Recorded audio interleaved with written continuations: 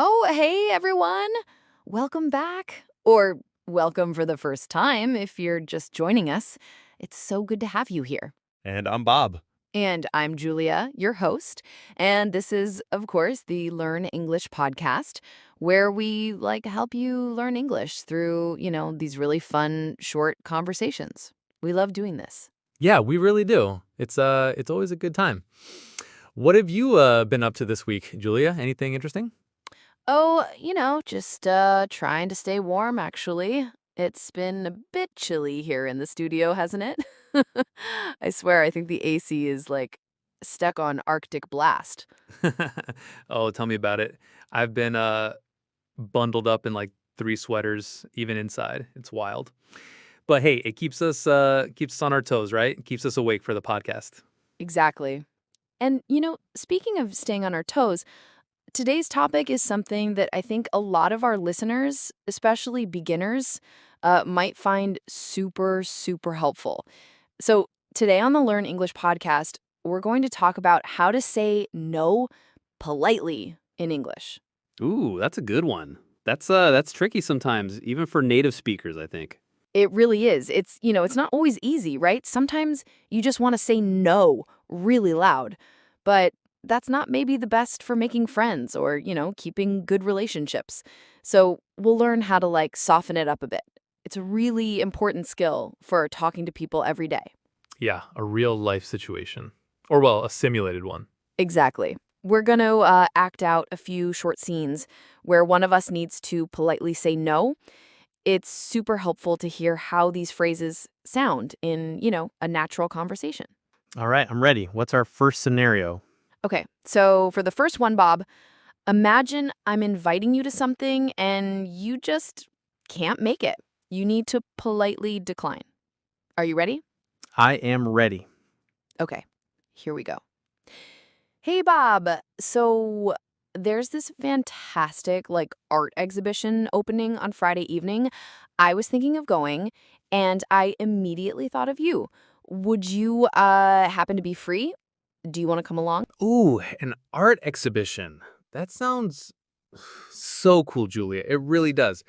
You know what? I'd absolutely love to, but I'm afraid I already have plans for Friday night. My sister is visiting from out of town, and we're having a family dinner. Oh, that's totally understandable. Family first, right? No worries at all.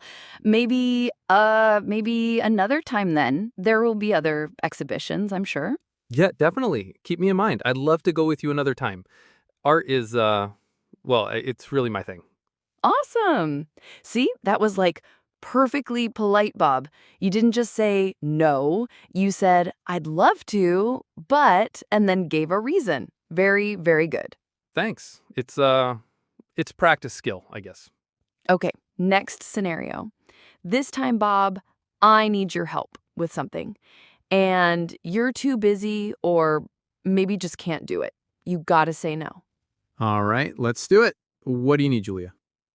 Hey, Bob, listen, I've got a really big presentation coming up next week, and I'm totally swamped with research. I was wondering, would you be able to proofread it for me?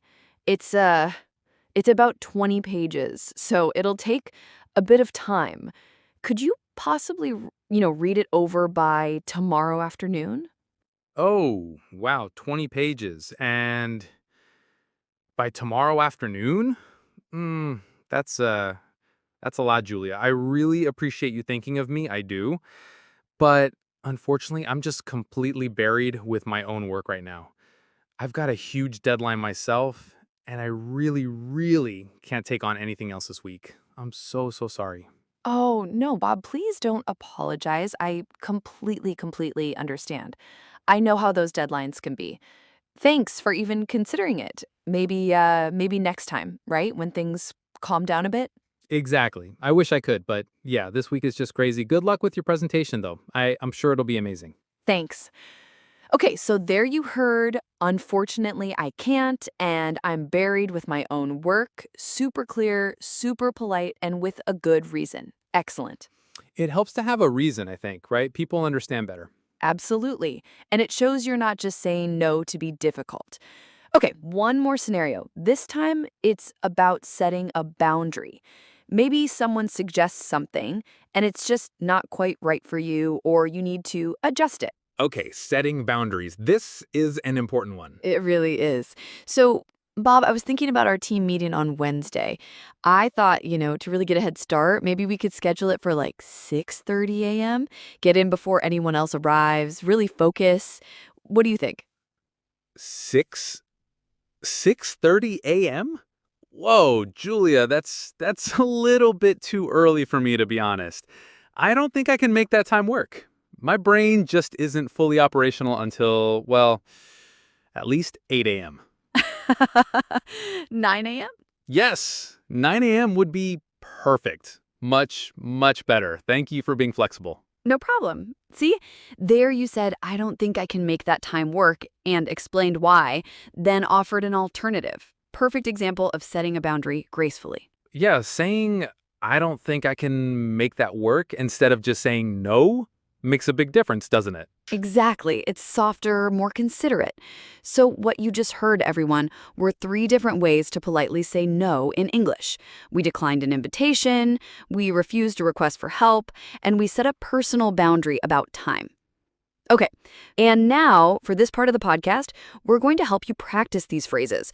We're going to say them slowly, and we want you to repeat them along with us. This is really, really important for your pronunciation and getting the natural rhythm. Ready? Ready. Okay, let's start with declining an invitation politely. Bob, can you say this phrase from our first scenario? Listen, everyone, and then repeat. I'd absolutely love to, but I'm afraid I already have plans for Friday night. Excellent. Now you try it. Say it with Bob. I'd absolutely love to, but I'm afraid I already have plans for Friday night. Great. Let's do it one more time. Really focus on the words and the feeling. I'd absolutely love to, but I'm afraid I already have plans for Friday night. All right, moving on to refusing a request for help. This was the one where Bob was super busy. Bob, would you mind saying that phrase again, slowly? Unfortunately, I'm just completely buried with my own work right now. I really can't take on anything else this week. Now it's your turn. Repeat after Bob. Get that intonation right. Unfortunately, I'm just completely buried with my own work right now.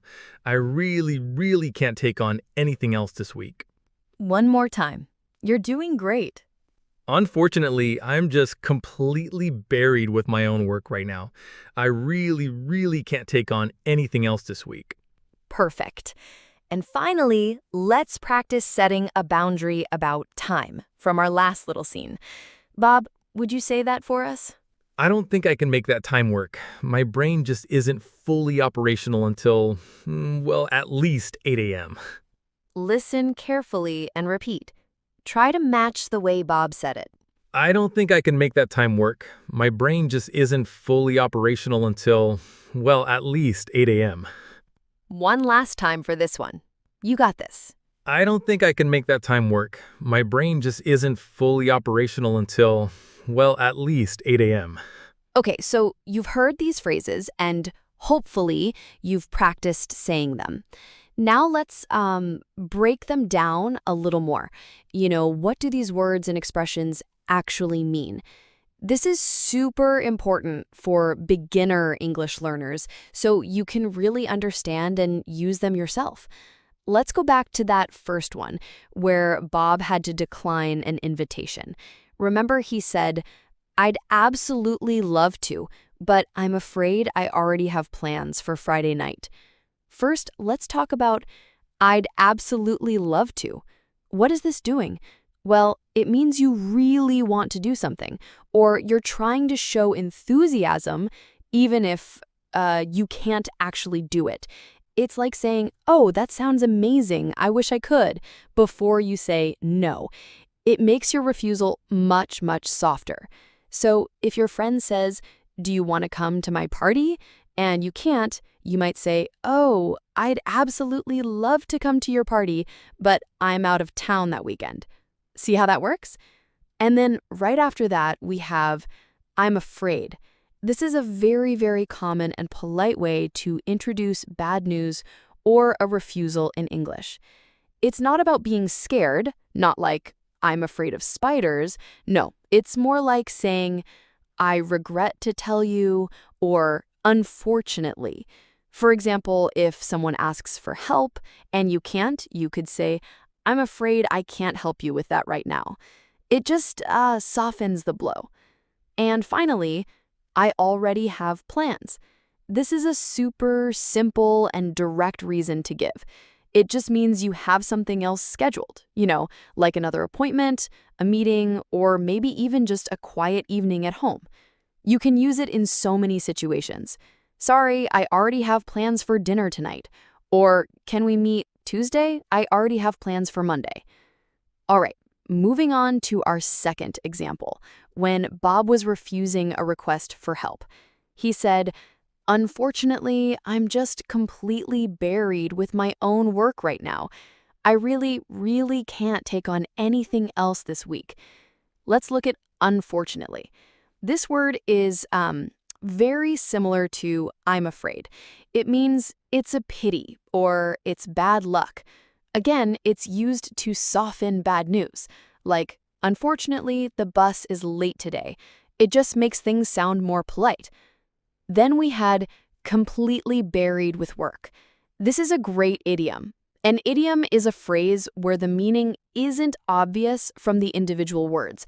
Completely buried with work means you have a lot of work, so much work that you feel overwhelmed, like you're literally buried under it. You are extremely busy. You could say, I've been completely buried with emails all morning. Or, sorry, I can't go out. I'm completely buried with homework. And when Bob said, I can't take on anything else, the phrase to take on something means to accept a new task, a new responsibility, or a new project. So can't take on anything else means you cannot accept any more work or responsibilities because you are already full. Your plate is full, like my schedule is full. I can't take on any new clients right now. Okay, last one. Our third example about setting a boundary for time. I don't think I can make that time work. My brain just isn't fully operational until, well, at least 8 a.m. So I don't think I can make that time work. This is a really polite and indirect way to say that time doesn't work for me, or I am not free at that time. It suggests you've considered it, but it's just not possible. You might say, I don't think I can make 5 p.m. work. How about 6? It's softer than just saying, no, 5 p.m. doesn't work. And finally, this fun one. My brain just isn't fully operational. This is a humorous, informal way to say you're not fully awake or ready to think clearly. Operational is usually for machines, right? Like a car is operational. So using it for a brain is playful and lighthearted. It's a nice, gentle way to explain why an early time doesn't suit you. You could say, don't ask me complicated questions before coffee. My brain isn't fully operational yet. It makes the refusal a bit funny and less harsh. Whew, okay, we've talked a lot about words and phrases today. Now, for just a moment, let's really focus on how to say some of these words. Because pronunciation, is just so important for beginner English learners. Sometimes a word looks one way, but it sounds completely different. Or maybe it just has a tricky sound. So Bob and I are going to say some of these words slowly, and we want you to say them with us.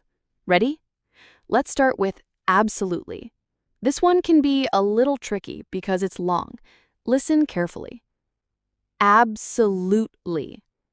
Did you hear the lute sound in the middle? Not lie, but ly at the end. Absolutely. Absolutely. Excellent, Bob. Again, listeners, ab-so-lutely. Absolutely. Great. Next up, afraid. This one's pretty common, but sometimes the fr sound can be a little hard. Listen, afraid. Make sure you hear that F and R together.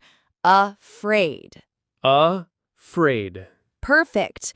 One more time. Afraid. Afraid. Okay, now for a big one. Unfortunately. Whew, that's a mouthful, right? Let's break it down. Unfortunately. Notice how the two often sounds like chew in American English. Unfortunately. Unfortunately. You got it, Bob. Try it again, everyone. Unfortunately. Unfortunately. Fantastic. How about buried? Like completely buried with work. This one, it sounds like bury, but with a D at the end. Buried. Buried.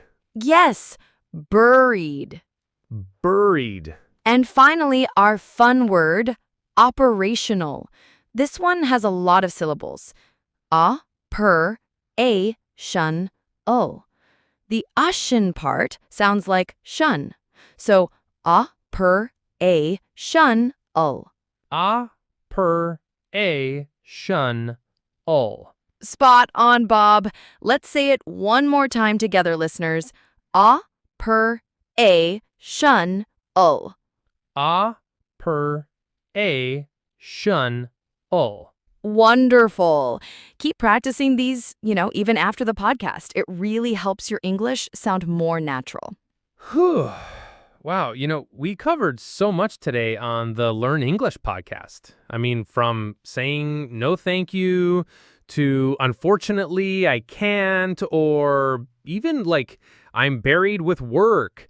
We really learned so many ways to politely say no. And that's such an important skill. It's really useful for like everyday conversations, to keep those relationships good. Exactly. It's all about being clear, but also like gentle, not just a blunt no, right? We learned how to soften our tone, how to add those little words like unfortunately or I'm afraid to make it, well, just nicer. So, your challenge for this week, after listening to this episode, is to pick one of the polite refusal phrases we talked about today, just one, and then try to use it in a real-life situation. Maybe someone invites you out and you really can't go, or someone asks for a favor and you're like, just too busy. Try using one of our phrases, and then come over to our YouTube channel, that's where you're listening right now probably, and leave a comment. Tell us which phrase you used, or, even better, type out a sentence using one of them. We'd love to see your examples. It really helps you practice, and it helps us see what you're learning. So keep practicing, keep speaking, and remember, you're doing an amazing job learning English. We are so, so proud of all of you. That's all for today's Learn English podcast. Thank you so much for joining us. We'll see you next time. Bye for now. Bye, everyone.